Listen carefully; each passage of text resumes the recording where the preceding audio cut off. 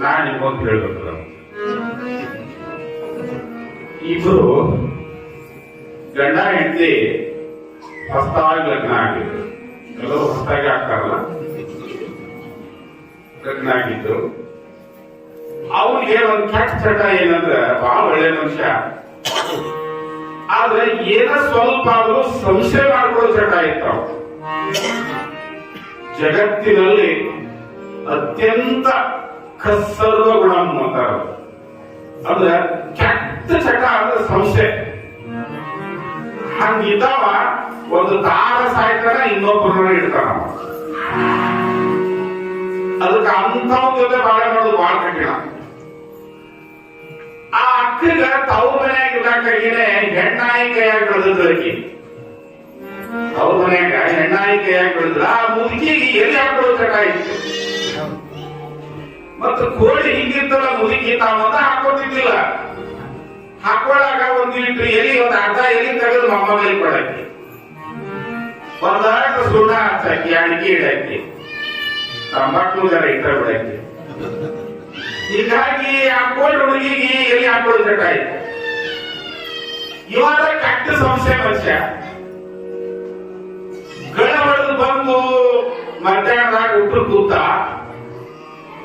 ಮಣಿ ಅಟೋಣಿಗೆ ಹಾಕಿದ್ರು. ಅಟೋಣಿಗೆ ಮೇಲೆ ಗಂಗಾಳ, ಪ್ಲೇಟ್ ಅಲ್ಲ, ತಾಟ್ ಅಲ್ಲ, ಗಂಗಾಳ. ಗಂಗಾಳದಾಗ ಹುಗ್ಗಿ ನಿಂತರು, ಬಿಸಿ ಬಿಸಿ ಹುಗ್ಗಿ. ಒಂದು ಬಾಟ್ಲು ತುಪ್ಪ ಹಿಂಗ್ ಕೈಯಾಗ ಕೊಡೋದ್ ಕಡೆ ಅವನ ತಗೊಂಡು ಡಾಪ್ ಹಾಕೊಂಡ. ಅಯ್ಯ ನಾಳಿಗಿಡಿ ಅಂದ್ರು, ಬಾಯಾಗೆ ನಿಂತೇವ ತಂಬಾಕಿ. ಅಯ್ಯ ನಾಳಿಗಿರಿ ಅನ್ನೊಟ್ಟಿಗೆನೆ ಒಂದಟ್ ಅದ್ರಾಗ ಬಿತ್ತು ಜೇನುತುಪ್ಪ. ಬಾಟಲ್ ತುಪ್ಪದಾಗ ಒಂದಲ್ಲಿ ಜೇನುತುಪ್ಪ ಬಿತ್ತಲ್ಲ, ತಾಟ ಸರಿಸಿದವ. ಸೀದಾ ಎದ್ದು ಪಂಚಾಂಗ ಕೇಳಕ್ ಬಂದ ಸ್ವಾಮಿಗಳ ಮನೆ. ಹೆಂಡತಿ ಜೋದ ತಾಟ್ನಾಗ ಅದು ಹುಗ್ಗ್ಯಾಗ ತುಪ್ಪದಾಗ ಬಿದ್ದದಂದ್ರೆ ಏನೈತೆ ಗೊತ್ತಿಲ್ಲ. ಬಂದ ಸ್ವಾಮಿಗಳು ಊರಿಗೆ ಹೋಗಿದ್ರು, ಗುರುತಾಯರಂದ್ರು ಬಹಳ ದಿವಸಕ್ಕೆ ಆಸಾಮಿ ಕಡೆ ಬಂದೈತಿ, ಒಂದು 11 ರೂಪಾಯಿ ಯಾಕೆ ಕೊಡುದು ಅಂದ್ರೆ ಗುರುತಾಯ. ಯಾರು ಚಿಂತೆ ಅವ್ರಿಗೆ ಅಂತ ಚಿಂತೆ. ಮಗ ಸಾಣದಿತ್ತು, 7ನೇ ಸಾಲಿ ಕಲಿತಿತ್ತು, ನಿಮ್ಮ ಅಪ್ಪನ ಪಂಚಾಂಗ ನೋಡ್ಯ ಅದು ಪುಸ್ತಕ ತಿರುತು. ಪಂಚಾಂಗದಾಗ ಹೆಂಡತಿ ಜೋಲು ಬಿದ್ರೆ ಏನ್ ಮಾಡ್ಬೇಕು ಅನ್ನೋದು ಬರದೇ ಇಲ್ಲ. ಅವ್ರು ಯಾರು ಬರುದಲ್ಲ ನೀವು ಇಂತಿಂತವ್ ಕೆಳ ಬರ್ತಿರ್ಲ, ಅವ್ ಪಂಚಾಂಗ ಊರಂಗಿಲ್ಲ, ವಿದ್ಯಾಭಂಡಾರದ ಊರಂಗಿಲ್ಲ. ಏನಂದ್ರೆ ಸ್ವಾಮಿ ಕಾಟ್ ಹುಚ್ಚೈತ ಏನಂತ ಹೇಳ.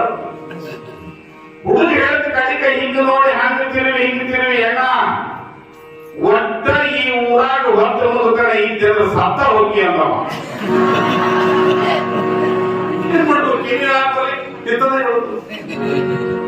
ಎಣ ಒಟ್ಟಿ ಈ ಊರಾಗ ಸೂರ್ಯ ಅಸ್ತ ನೋಡಿದೆ ಅಂದ್ರೆ ಸಾಹಿತಿ ಅಂದವ. ಮಧ್ಯಾಹ್ನ 4 ಗಂಟೆ ಆಗಿತ್ತು. ಸೀದಾ ಮನೆಗೆ ಹೋದವನೇ ಹೆಗಲಿಗೆ ಒಂದು ಕಂಬಳಿ ಹಾಕೊಂಡು ಬಿಟ್ಟು ದಾರಿ. ಈಗ ಯಾವ ಊರಿಗಾರ ಹೋಗವ, ಒಂದಟ ಅಲ್ಲೇ ಯಾರ ಮನ್ಯಾಗ ಕೇಳವ, ಕೊಡೋರು ಗುಣವ ಹೋಗವ. ಮುಂದ ಅತ್ತ ದೂರ ಹೋಗೋಣ. ಒಂದ್ ಎಂತ ನಾಡಿಕೊಂಡ್ರ ಒಟ್ಟ ದಾನ ಧರ್ಮ ಇಲ್ಲ ನಾಡಿಕೊಂಡ್ಬಿಟ್ಟ. ಅಲ್ಲೇನ್ ಮಾಡಕಂತಂದ್ರೆ ಎಲ್ಲಾರ ಒಂದ್ ಕೆಲಸ ಮಾಡೋದು, ಒಂದಷ್ಟು ರೊಕ್ಕ ತಗೊಳ್ಳೋದು, ತಾನ ಅಕ್ಕಿ ಬ್ಯಾಳಿ ತಗೊಳ್ಳೋದು, ಯಾರ ಮನ್ಯಾಗ ಒಂದು ಗೋಬಳಿ ಕಾಯಿ ಬೇಡಿ ಇಸ್ಕೊಂಡು ಅನ್ನ ಮಾಡ್ಕೊಂಡು ಹೋಗವ. ಒಂದ್ ಊರಿಗೆ ಹೋದ, ಅವತ್ತು ಅಮಾಸಿ ದಿವಸ ಯಾವ್ದೋ ಮನ್ಯಾಗ ಕೆಲಸ ಮಾಡ್ದ, ಒಂದ್ ದಿವಸ ಅಕ್ಕಿ ತಗೊಂಡ, ಬ್ಯಾಳಿ ತಗೊಂಡ, ಉಪ್ಪು ತಗೊಂಡ, ಒಂದ್ ಮನೆ ಮುಂದ್ ಬಂದು ಯವ್ವ ಒಂದ್ ಬೊಗಣಿ ಕೊಡ್ರಿ, ಅನ್ನ ಮಾಡ್ಕೊಂಡು ಹೋಗ್ತೀನಿ ಅಂತ. ಆ ಮನೆಗೆ ಅವತ್ತ ಸಸಿ ನಡೆಯಕ್ ಬಂದಿದ್ರು. ಆ ಮನ್ಯಾಗ ಯಾವ ಬೊಗಣ್ಯಾಗ ಏನಾದ್ರು ಗೊತ್ತಿದ್ದಿಲ್ಲ. ಅಕ್ಕಿ ಹಿಂಗ ನೋಡ್ರಿಗೆ ತಲವಾರಿ ಮೇಲೆ ಒಂದು ಬೊಗಣಿ ಕಾಣ್ತು. ಆ ಬೊಗಣಿ ತಗೊಂಡು ಕೊಟ್ಲು, ಮೊದ್ಲ ಕಾಟ್ಲ ತಗೊಂಡು ಹೋಗಿ ಅದ್ರಾಗ ಅಕ್ಕಿ ಹಾಕೊಂಡು ಅನ್ನ ಮಾಡಿ ಉಂಡು. ಯಾರ ಮನೆ ಅಂತ ಗೊತ್ತಿಟ್ಟಿದ್ದ ಹೆಜ್ಜೆ ಹಾಕಿ ಕೆಡಿಸ್ಕೊಂತ ಒಳ್ಳೆ ಅಟ್ಟ ಹೆಜ್ಜೆ ಬಂದು ಮನೆ ಸಿಕ್ತು.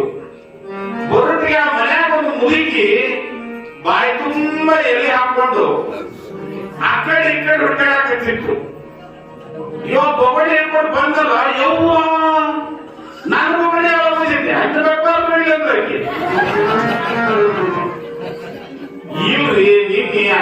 ಮಾಡ್ಕೊಂಡು ನೋಡ್ಬೇಕು.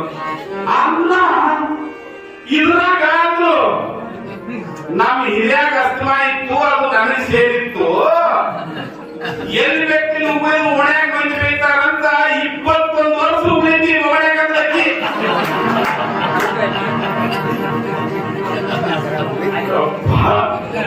ಒಂದು ಹನಿ ಜೊಲ್ಲಿ 21 ವರ್ಷದ ಜೋರು ಕೊಡ್ತೇವಯ್ಯಪ್ಪ ಅಂತವ. ಬರೋಬ್ಬರಿ ರಾತ್ರಿ ಅವರ ನಿಮ್ಮ ಗೋಡಿಗೆ ತೋರಿ ಅಂತ ಹೇಳಿ ಮಾಡಿ ಹೋಗಿ ಒಂದು ಸಾಕು ಸಿಗ್ತಿಲ್ಲ ಮಾಡಿ ಹೋಗಿದ್ದು. ಇವು ನಮ್ಮ ಅವ್ರಳು ಕತ್ತಿ ಅಂತ ಇತ್ತು, ನಮ್ಮನ್ನಂತ ಅವರು